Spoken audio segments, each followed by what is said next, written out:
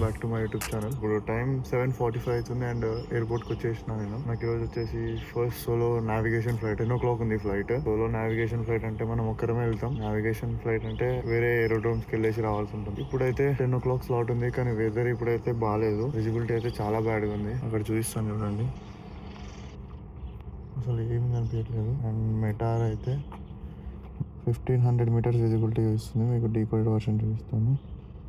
Horizontal visibility 1500 meters ఉంది. And weather కూడా చాలా బ్యాడ్ ఉంది. మేబీ మారొచ్చు 10 వరకు. Let's hope. విండ్స్ ఎక్కువ ఉంటే మారుతుంది, కానీ విండ్స్ కూడా అంతలా అయితే ఏం కనిపించట్లేదు. ఇంకా నేనైతే ఇప్పుడు రూట్ ప్లాన్ చేయాలి. ఎయిర్పోర్ట్ అంతా ఖాళీ ఉంది అండ్ మా ఎయిర్ క్రాఫ్ట్ కూడా లోపట్నే పెట్టేసి హ్యాంగర్ లోపట్నే. చూద్దాం వెదర్ మారితే. ఇప్పుడైతే ఇంకా రిసెప్షన్ కి వెళ్ళేసి నావ్లాగ్ అయితే తీసుకుందాం. రిసెప్షన్ లో ఎవరు ఉన్నారు ఎవరు చూడాలి.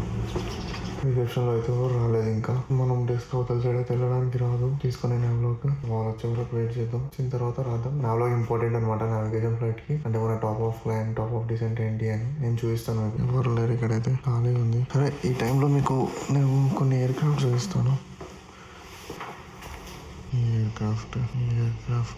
క్రాఫ్ట్ కూడా ఇది మనం ఫ్లై చేసే ఎయిర్ క్రాఫ్ట్ ఈరోజు. ఇది SVR మన స్టార్టింగ్ ట్రైన్ నా ఫస్ట్ ఫ్లైట్ ఇందులోనే. ఇది వచ్చేసి FHH. ఈ FHH మన సోలో ఫ్లైట్. మనం సోలో ఇందులో చేసినాం, కన్సోల్ కూడా ఇందులో చేసినాం. ల్యాండింగ్ చాలా బాగా అవుతాయి ఇందులో. నాకు GPS కూడా ఉంటుంది, దీంట్లో కూడా GPS ఉంటుంది. కానీ మనం ఈ రోజు వెళ్ళే ఎయిర్ క్రాఫ్ట్ లో అయితే GPS ఉండదు. ఈ రోజు వెళ్తామో లేదో తెలియదు. 7:53. ఇప్పుడు నావ్లాగ్ ఎలాగో లేదు. మనం వెదర్ అయినా చూద్దాం ఎలా ఉందనేసి. సో ఇదన్నమాట మనం చూసే వెదర్. మనది ఇది ఓవర్ టైమ్ ఇది. మనది వచ్చేసి ఫాలా నుంచి మనం వెళ్ళేది ఇక్కడ నుంచి బ్రిడ్స్ నుంచి పిలానిస్బర్గ్ నుంచి రస్టెన్బర్గ్ నుంచి మళ్ళీ ఫాలా. ఇదే మన రూట్. నేను మ్యాప్ లో కూడా చూపిస్తాను. అండ్ మనం ఈ మధ్యలో విండ్స్ ఎలా ఉన్నాయి ఏంటి అనేసి సౌత్ ఆఫ్రికన్ వెదర్ కి కాల్ చేసి కాంటాక్ట్ చేద్దాం. నేనైతే ఇంకా విండ్ ఇన్ఫర్మేషన్ అవన్నీ తీసుకొని నావ్లాగ్ అయితే ఫినిష్ చేసేసుకున్నా. ఇంకా నావ్లాగ్ ఫినిష్ అయింది కదా అని చెప్పేసి కాసేపు ఏదో అరైవల్ ఉండే ఎయిర్ క్రాఫ్ట్ ది. అరైవల్ చూడడానికి అయితే వచ్చేసినాం ఇక్కడికి. ఆ బ్లూ కలర్ ది కనిపిస్తుంది కదా, ఇక్కడ వస్తే ప్లేన్స్ మంచిగా స్పాట్ చేయొచ్చు. ఈ ఎల్లో లైన్ దాటైతే వెళ్ళడానికి ఉండదు మనకి చాయిస్. సో అది లీగల్ గా కరెక్ట్ కాదు వెళ్ళడం. రన్వే ఇన్కర్షన్ అవుతుంది అది వెళ్తే. సో బేసిక్ గా ఇప్పుడైతే బోయింగ్ 737-8 వస్తుంది. అది ఫ్లై సఫేర్ వాళ్ళది. ఇక్కడ మనకి ఇండిగో, ఎయిర్ ఇండియా ఎలానో ఈ ఎయిర్పోర్ట్ నుంచి అయితే ఫ్లై సఫేర్ అట్లా రీజనల్ గా కనెక్ట్ అవుతున్నాయి. ఫ్లై సఫేర్ కొన్ని ఇంటర్నేషనల్ డెస్టినేషన్స్ కూడా ఉన్నాయి, అంటే నియర్ బై కంట్రీస్ లో. ఇది వచ్చేసి బోయింగ్ 737. ఇంకా ఎగ్జిక్యూటివ్ జెట్స్ కూడా చాలా వస్తాయి ఇక్కడికైతే. ల్యాండింగ్ చూడండి ఎంత బ్యూటిఫుల్ ఉంది. ఆ ఇంజన్ రోరింగ్ సౌండ్ చూడండి.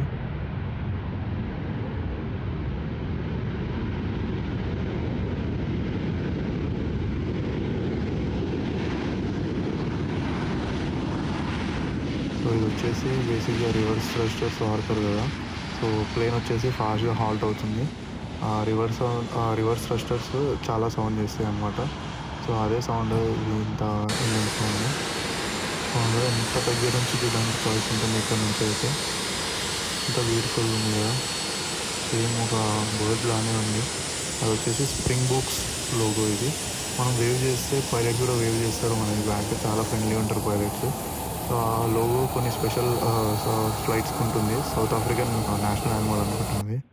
ఇంకో ఎయిర్ క్రాఫ్ట్ అయితే బయలుదేరుతుంది. ఇదైతే కేప్ టౌన్కి వెళ్తుంది. సో మోస్ట్లీ ఇక్కడ ప్యాసింజర్ జెట్స్ అయితే బోయింగే. ఇంకా మిగతా బొంబార్డియర్, గ్లోబల్ ఎక్స్ప్రెస్ ఇలాంటివి కూడా చాలా ఉంటాయి. ఇంకా చాలా చాలా స్పెషల్ ఎయిర్ క్రాఫ్ట్ చాలా పెద్ద పెద్దవి కూడా ల్యాండ్ అవుతాయి ఇక్కడ. రఫ్లీ 3000 రన్వే లెంత్ ఇది, చాలా పెద్దది. అండ్ ఇది ATC ఇది వచ్చేసి. సో అన్ని ట్రాఫిక్ని మొత్తం అక్కడ నుంచే కోఆర్డినేట్ చేస్తుంది. సో టేక్ ఆఫ్ చూడండి ఎంత బ్యూటిఫుల్గా ఉందో. సో వీళ్ళు కూడా లిఫ్ట్ ఆఫ్ అయిపోయింది. ఎంత క్రేజీ. ఎప్పుడన్నా లోపల నుంచి చూస్తే ఒకలా ఉంటుంది, బయట నుంచి ఎంత బాగుంది కదా టేక్ ఆఫ్. క్షణాల్లో గాల్లోకి వెళ్ళిపోయింది అదైతే. అండ్ ఇదైతే ఎయిర్ క్రాఫ్ట్ని టో చేస్తున్నారు. ఫ్యూయల్ ఖర్చు అవుతుంది మనం ఇంజన్స్ ఆన్ చేసుకొని వెళ్తే, ట్యాక్సీ చేస్తే, అందుకనేసి. అది చూడండి గాల్లో కూడా వెళ్ళిపోయింది. సో అది స్టాండర్డ్ ఇన్స్ట్రుమెంట్ డిపార్చర్. ఇంకా సో ఫస్ట్ అటు నుంచి ఉత్తరుకి వెళ్ళేసి మళ్ళీ ఎయిర్పోర్ట్ పైన నుంచే ఫ్లై చేస్తూ టర్బన్కి వెళ్ళిపోతుంది ఎయిర్ క్రాఫ్ట్. ఇంకా నేను ప్రీ ఫ్లైట్ అవన్నీ చేసి రెడీగా ఉండాలి. కొంచెం వెదర్ ఇంప్రూవ్ అవ్వగానే ఫ్లైట్ ఎక్కేసి వెళ్ళిపోవచ్చు ఇంకా. సో విజిబిలిటీ కొంచెం బెటర్ అయింది. ఫీలింగ్ అయితే వచ్చినా నేను ఇంకా మ్యాప్ అంతా చూస్తాను కదా, అంతా చూపించలేకపోయినా, అంటే వీడియో చాలా లెంతీ అయిపోతుంది. ఫ్లైట్ అట్లీస్ట్ 2.5 hours అట్లా వేయాలి. ఫుల్ ఫ్యూర్ ఉంటే బెటర్ అన్న. ఫీలింగ్ చేసుకొని వెళ్ళిపోవడం. ఈ క్లౌడ్స్ వచ్చడానికి కోసమే భయపడుతున్నారు వాళ్ళు కూడా. ఎగ్జాక్ట్స్ అయితే పోతున్నాయి. విజిబిలిటీ అయితే ఇలా ఉంది. సో మనం ఈ క్యాబ్స్ చెక్ చేసుకోవాలి. ఇంకా నేను ఫ్లైట్లో కలుస్తాను. ఫీలింగ్ అయితే అయిపోయింది. అండ్ 73 liters అయితే ఒక యూనిట్ 30 brands అంటే 150 rupees around 10,000 rupees.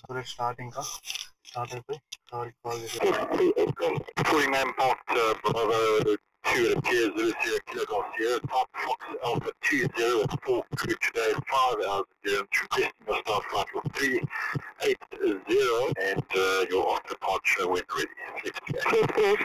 From Montreal, Livanda, after departure and Foxtrot Echo Kilo runway 07 Setekos, Setek 390 partner Setekos. Yes, 10,500 feet to put outbound to the north. Clear takeoff left hand turn 5,500 feet to put outbound to the north next Foxtrot Echo Kilo. Helicopter traffic staging report. Command helicopter return over the delay for the first of the call is going to get to you. Traffic is Papa Cherokee on the upwind reaching to the north at 5,500 feet. Take off అయితే అయిపోయినా. Friends పంపి ఉంది, కొంచెం fight చేయాలి ఈరోజు aircraft ని. Helicopter traffic reaching from the north to the field low level. Copy traffic helicopter traffic. So north నుంచి ఒక హెలికాప్టర్ వస్తుందంట లో లెవెల్ లో, దాన్ని చూస్తా ఉంటాను.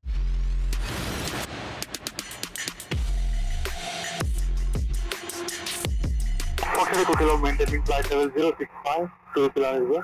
We're at flight level 065. Alpha is now in your wonderful position 3 to come out. Thank you very much. Keep a good lookout. The visibility is not the best, but we'll try this. Okay, Echo Kilo, Jennifer. Okay, Echo Kilo. Okay, Kilo 2172 is currently in your wonderful position 3 to come out. Thank you very much.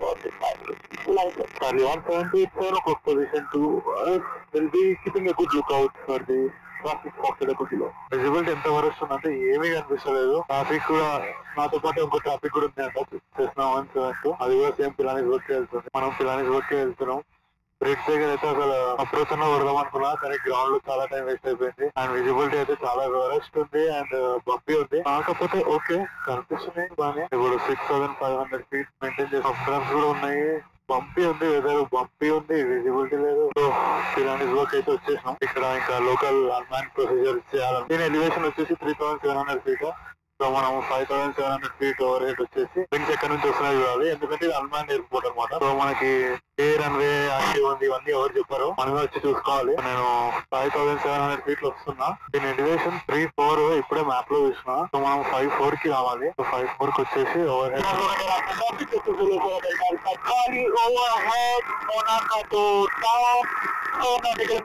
east of the airport. 5,300 feet feet will be going over the field for a will report next over the field. Sorry, అసలు visibility మన చూడండి. ఇట్లాంటి ఇల్లు ఏమన్నా ఉంటే మాత్రమే కనిపిస్తుంది. Clouds మాత్రం నా పక్కనే ఉన్నాయి, పక్కల నుంచి పోతున్నాయి. క్లౌడ్స్ లో పోకూడదు మనం.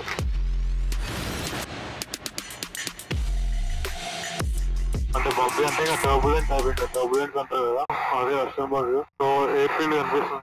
ఇంకా మనం అయితే మన జిఎఫ్కి వెళ్ళిపోదాము. నేను జిఎఫ్ సోలో జిఎఫ్ ఫ్లైట్ లో చూపించాను కదా, అదేనా ఇంకా ఇప్పుడు మనం మాలిగూడ్ జిఎఫ్ ఫ్లైంగ్ ఏరియాకి వెళ్ళిపోతే స్టార్ట్ చేసిన. రిటర్న్ కనిపిస్తుంది కదా, 7,300 ఉన్నా. కాకపోతే నాకు రిడ్జ్ కనిపిస్తుందా, ఆ రిడ్జ్ పైన 7 ఉన్నది. కాకపోతే క్లౌడ్స్ కూడా ఉన్నాయి పైన.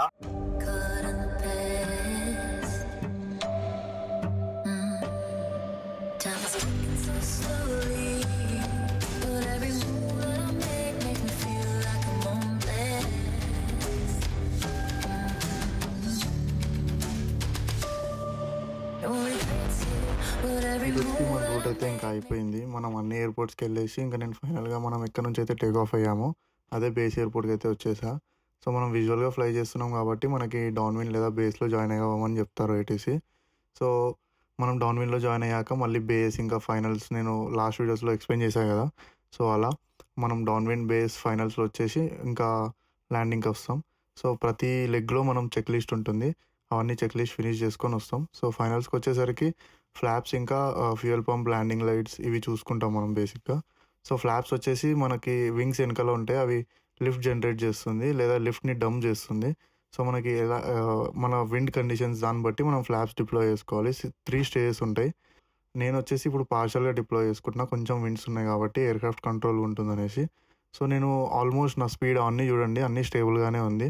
ఇంకా నేను కరెక్ట్ టైంలో కూడా పవర్ కట్ చేశాను. కానీ కొంచెం ఎయిమింగ్ పాయింట్కి వచ్చేసరికి కొంచెం నాకు బెలూన్ అయినట్టు అనిపించేసరికి నేను ఫుల్ పవర్ ఇచ్చేసి ఇమీడియట్గా గో అరౌండ్ ఇనిషియేట్ చేశాను. సో గో అరౌండ్ అంటే ఏం లేదు, అదొక సేఫ్ ప్రొసీజర్. సో మనం ఎప్పుడైతే ల్యాండింగ్ మనం చేయలేము అనే ఫీల్ అయ్యామంటే గో అరౌండ్ చేయడం అనేది బెస్ట్ డెసిషన్.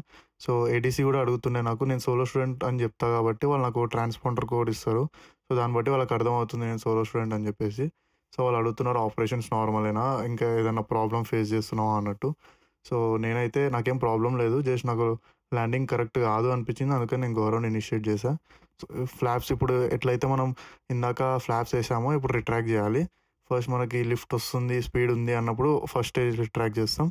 తర్వాత ఇంకా మనం విఎస్ఐ అంటే క్లైంబ్ అవుతున్నాం, సర్టెన్ హైట్కి వెళ్ళిన తర్వాత అన్ని స్టేజెస్ ఆఫ్ ఫ్లాప్స్ రిట్రాక్ట్ చేసి ఇంకా మనం మళ్ళీ బేస్ డౌన్ విన్ బేస్ ఫైనల్స్కి వచ్చేసి ల్యాండ్ అవుతాం.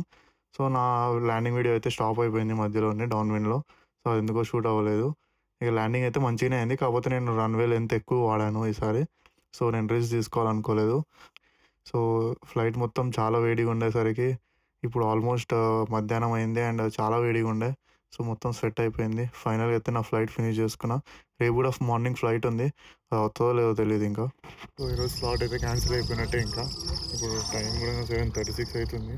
నేను ఒకవేళ టేక్ ఆఫ్ కావాలన్నా కూడా 7 గంటల ముందే కావాలి, ఎందుకంటే నాకు 2.8 hours కావాలి. ఈరోజు అయితే ఫ్లైట్ క్యాన్సిల్ అయ్యింది, అందుకని చెప్పేసి నేను నాలాగ్ అయితే చేసి పెట్టుకున్నాను అంతే. నెక్స్ట్ ఫ్లైట్ కోసం విజిబిలిటీ ఈ మధ్య మార్నింగ్ టైమ్స్ అస్సలు బాగాలేదు. లెట్స్ హోప్ నెక్స్ట్ ఫ్లైట్ అయినా అవుతుందేమో అని.